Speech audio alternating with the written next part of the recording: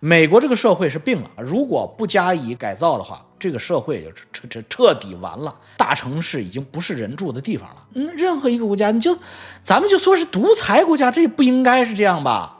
操，他们北朝鲜也不会是这样吧？你何况是美国，小孩校园枪击也控制不住，这个公交车上的杀人也控制不住。西雅图议员啊，白人啊，给我们上课，我听明白了，我听明白了，我 fuck 你，我他妈 fuck you。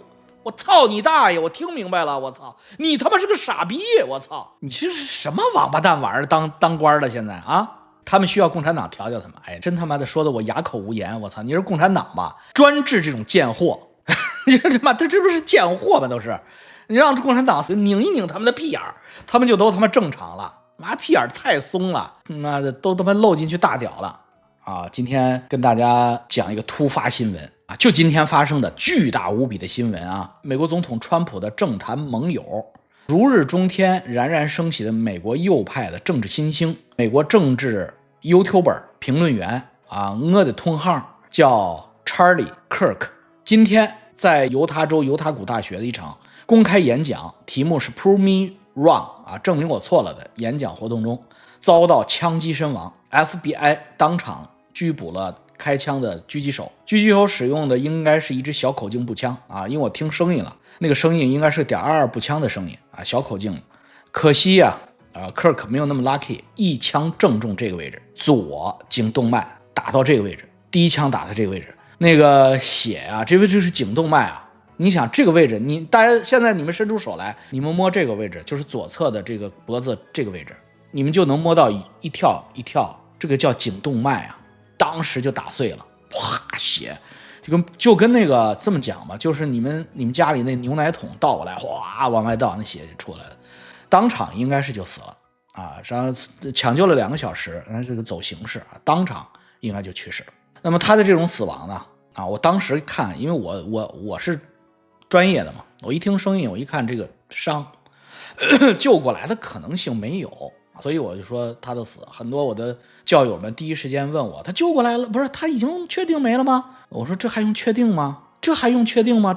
这种伤是不可能救过来的，除非后边有一个几百公升的大血库，就直接就在他旁边当场就给他插进去，那能救过来。否则的话是你这送医院的这个过程就已经完蛋了，就血流光了，可能性很小的救过来。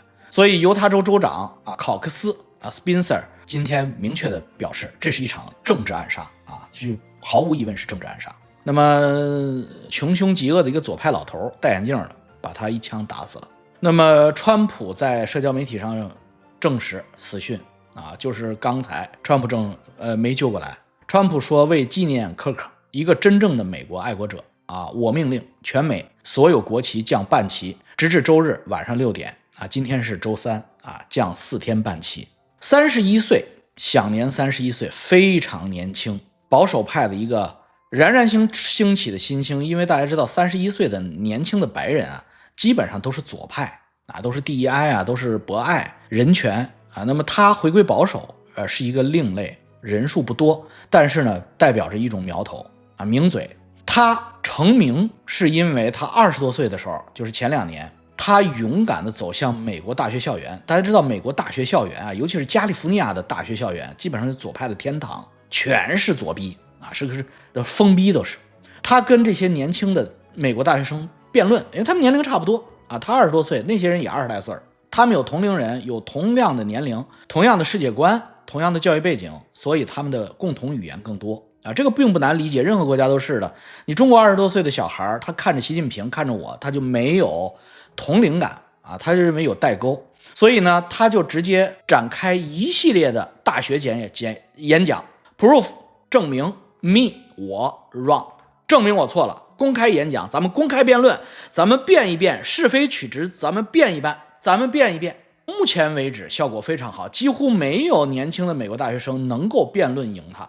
在他的观点之下，很多年轻学生开始重新思考世界观问题啊，这是一个这样的一个年轻人，很了不起。他的观点其实说白了也很简单啊，就是一些简单的 ABC， 回归常识的 ABC 啊，就像我今天穿上这件衣服纪念他一样 ，Cut tax 减税就可以经济繁荣，这不就是常识吗？弟兄们，我们从他妈的初中学经济学就知道，减税可以刺激经济，这些是常识。他讲的倒不是减税，因为他不是经济学的演讲内容，他主要是政治和社会生活。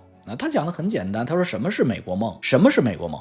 我们年轻美国人应该干什么？我告诉你，我们应该好好的读大学，我们应该好好的念书，我们毕业以后找一份好工作，然后找一个爱人，找一个漂亮的女孩结婚。我认为这就是美国梦。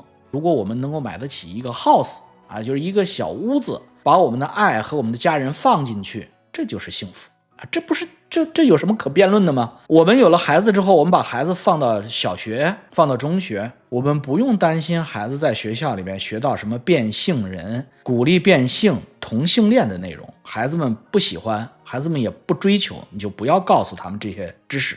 我认为这是正常的美国他这个讲的东西非常的基础非常基础，可以说是无懈可击的。他妈人类的基本价值观就是这样的人在犹他州的犹他谷大学今天还在进行这场演讲的时候，人山人海的年轻人围绕着他欢呼的时候，一声枪响中断了一切。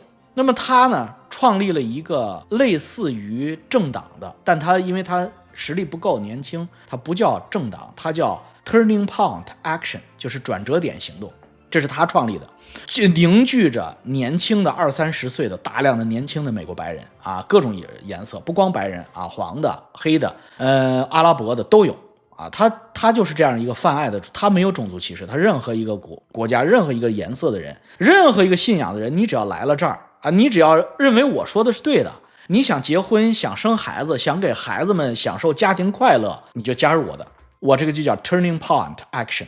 所以呢，川普总统非常看好的，因为他的理念和川普的很多东西是不谋而合，所以呢，他鼓励了大量的年轻人为川普投票。那么今天的这种血溅当场的下场，毫无疑问值得谴责的，非常值得谴责。你不能辩论不过他们就杀死他们这个是不对的。但是呢，这也符合美国传统美国是一个人人拥枪的国家，所以美国的政治家被暗杀几乎是一个，尤其是这样的新锐政治家或者说尖锐的政治家、毛遂型的政治家被杀、被暗杀太常见了。川普总统纪念他说我为科克祈祷那时候他还没死，大概几个小时以前。他今天遭到了枪击，他真的是个彻头彻尾的好人，愿上帝保佑他能把他救回来。可惜上帝不会为每一个人都拨开那一颗子弹。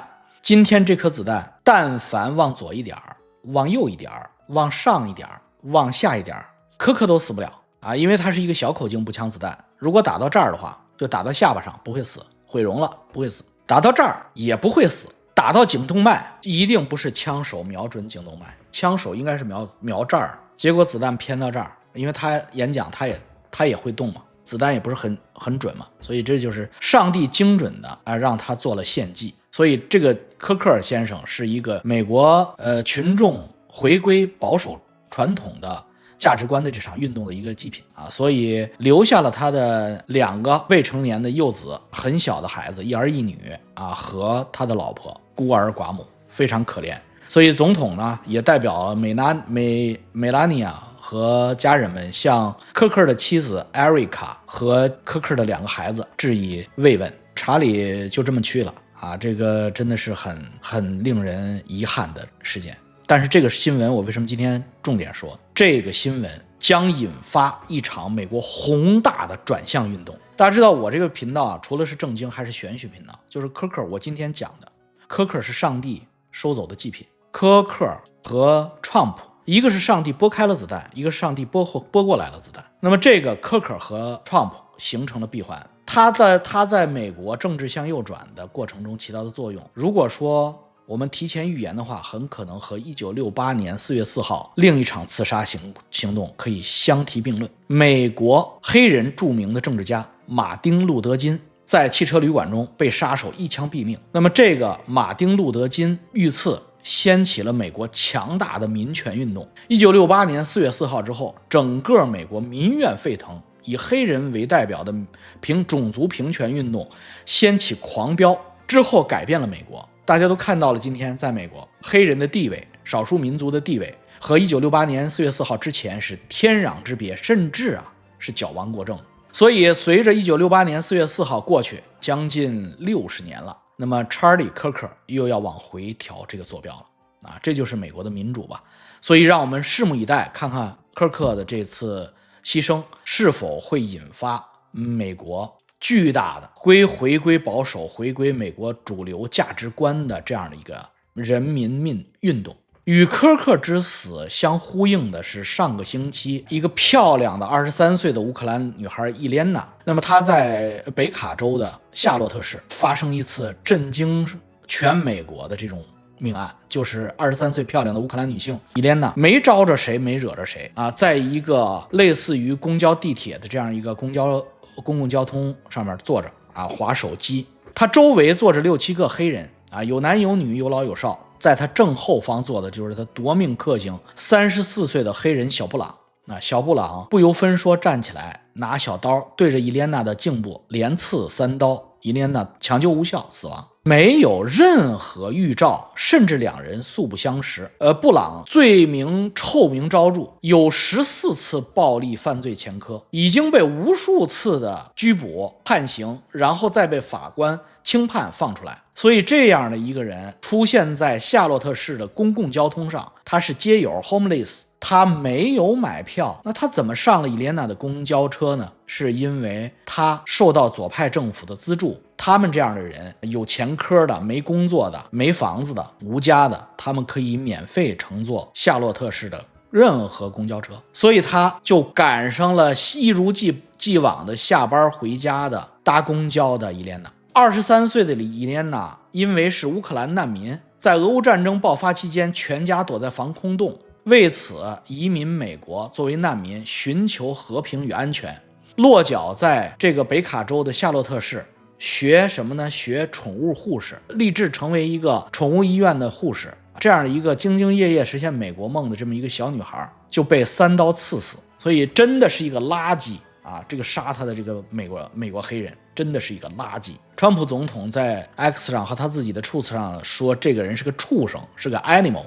我觉得他在侮辱 animal 不会干这种事情。那么令人心碎和震动的是，这样的一个畜生啊，这样的一个不如畜生、禽兽不如的这样一个黑人，有14次暴力犯罪的，他居然什么都没事，他可以大摇大摆的搭乘交通工具，而且是免费的，而且拿到各种各样的补贴现金券，他不用再去找工作，不用再去自力更生。这样的美国社会是正确的吗？从乌克兰这样传统社会过来的乌克兰这样的年轻的女孩，认认真真学习，认认真真找工作，跟她交叠时空被她杀死，这样的社会是一个安全的社会吗？伊莲娜的美国的邻居接受采访，讲这个孩子充满了爱，和所有的邻居笑脸相迎，经常跟大家拥抱，因为他的职业宠物医院，他很爱小动物，谁家养狗，谁家养猫，他都可以帮忙，都跟大家打招呼，是一个很好的。之前他是艺术家啊，他是学艺术的啊，这样的女孩很可惜。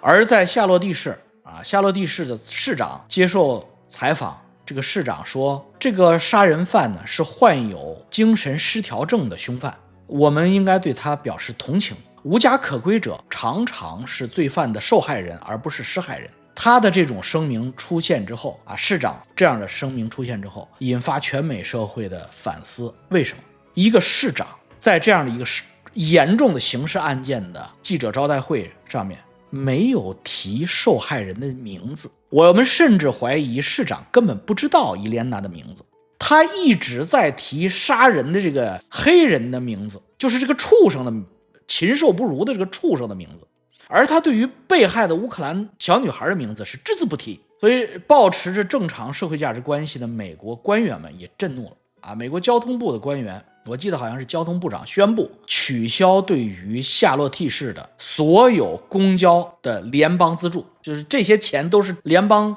资助他们的钱，他们的那些无家可归的那些流浪汉们上地铁乱晃去，这钱取消他的资助。所以真的是美国这个社会是病了，如果不加以改造的话，这个社会就彻底完了。大城市已经不是人住的地方了。你像市中心，他在夏洛蒂市中心被杀死了，这是任何一个国家，咱们就说是独裁国家，这也不应该是这样吧？操，他们北朝鲜也不会是这样吧？你何况是美国？所以这样的国家是不安全的国家。小孩校园枪击也控制不住，这个公交车上的杀人也控制不住。然后对于什么所谓的这些什么弗洛伊德这种大傻逼啊，那个身高2米那个黑人壮汉，他妈的拒捕，警察把他妈摁死，他自己吸完毒之后，他自己心脏病发，把警察判了几年的徒刑，这样的美国是正确的吗？所以我们希望啊，科克不要白死啊，科克的遗志能够传递给更多的美国人啊，让我们拭目以待吧啊，是不是第一挨上任的市长？他必须是吗？他肯定是吗？哎呀，当趟从来都是最乱的呀。那你说 Tommy 那是当趟从来就是最乱的，这难道他正常吗？以前的当趟不是最乱的呀，以前的当趟不是这样的呀。当趟是乱，因为那儿人多，中国的当趟也乱，但是不是最乱的呀，不加最字啊。为什么最近这20年这么乱呀？为什么这样？哎呀，几十年以前西雅图的当趟多么漂亮，旧金山的九曲花街当趟多么漂亮，那个时候不是最乱的呀，它是乱，因为它人多，它当然就乱，小偷也在那儿聚集。但是是今天这样乱的吗？所以不能回避问题，不能因为我们支持自由民主，我们就不承认自由民主有问题呀！啊操，美国的屁都是香的，美国旧金山当趟，车里边不能放硬币，不能放纸巾盒是正常的，那不是的啊！这样的国家，这必须严打。哪个州相对安全点？王哥，加拿大州。啊，美国第51州加拿大州相对安全点。另外，夏威夷安全啊，我以亲身经历证明，夏威夷很安全。夏威夷有没有街友？有街友，因为夏威夷的街友也很懒啊，就像夏威夷的鸡一样，都不用找东西就有吃的，所以夏威夷呢是个好地方啊，所以夏威夷很安全。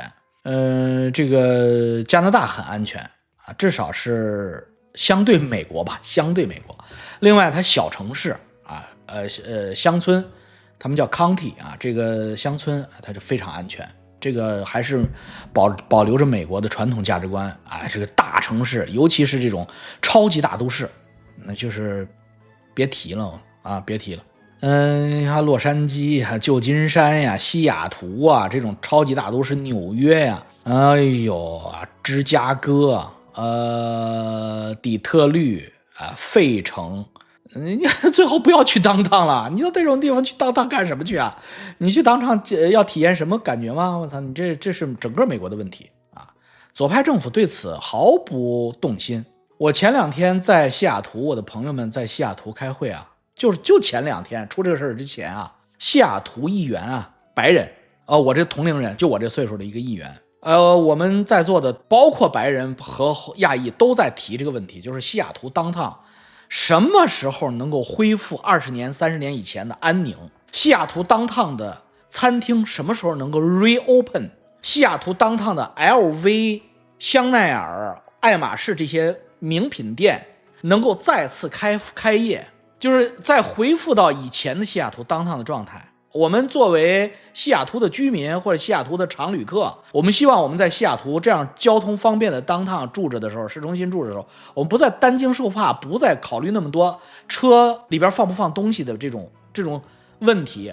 你猜他怎么说？你猜他怎么说？现任的议员他怎么说？他说：“你们的这些要求，你们的这些需求，只是如果得不到满足，只是影响你们是否方便，而那些 homeless。”啊，那些人吸毒的，如果把他们清走，会影响他们的生存。你听明白了吗？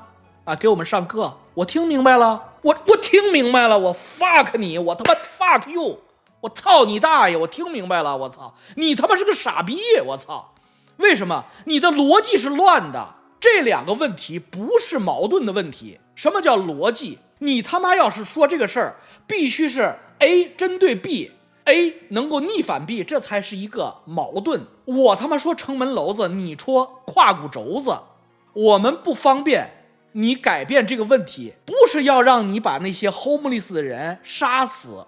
什么涉及到他的生存问题？不涉及到他是生存问题，跟他生存一点关系都没有，没有生和死的区别。相反，你把他们聚集起来，交给他们东西，让他们戒毒，让他们找工作，让他们离开这个舒适的粪坑，他们反而能振作起来，还给我上课，就这水平，是西雅图，是他们华盛顿州的这样的议员呐，你就知道美国他们出了什么问题。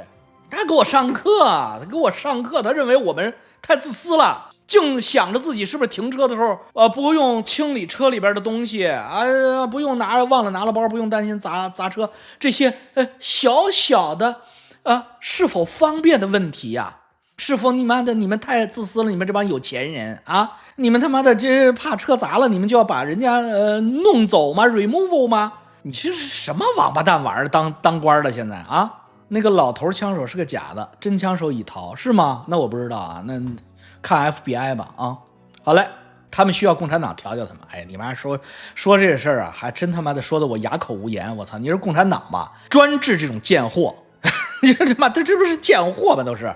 你让共产党 screw 他们一下，就拧一拧他们的屁眼儿，他们就都他妈正常了。妈屁眼儿太松了，妈的都他妈漏进去大屌了。好了，我们今天沉重的话题就不说了，说完这些沉重话题，又该说我亲共了，又该说我是共产党派来的了。我操，他妈就是二极管太多了。老王尼泊尔共产主义被推翻了，我操！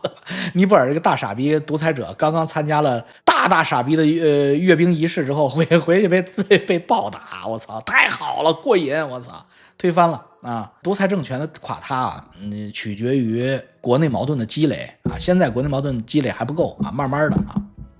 你可别信那些整天什么那叫什么来着，就是有一个傻逼啊，天天拿着个麦克风教给大家怎么去报专业的那个傻逼，叫张雪峰，好像是一网红，一个东北口音的一傻逼啊，就是今天报什么哈军工啊，我看到过2次。